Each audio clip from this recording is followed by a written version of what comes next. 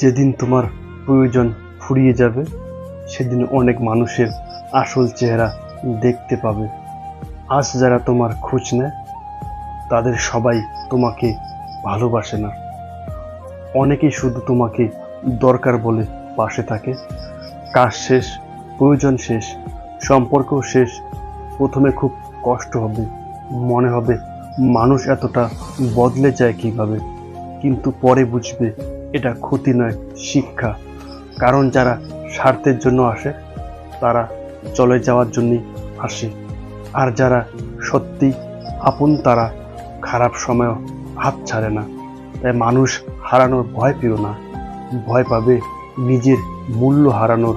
কারণ জীবনের সবচেয়ে গুরুত্বপূর্ণ বিষয় হলো কে তোমার পাশে আছে সেটা নয়, কে তোমার খারাপ সময়েও পাশে থাকে সেটা।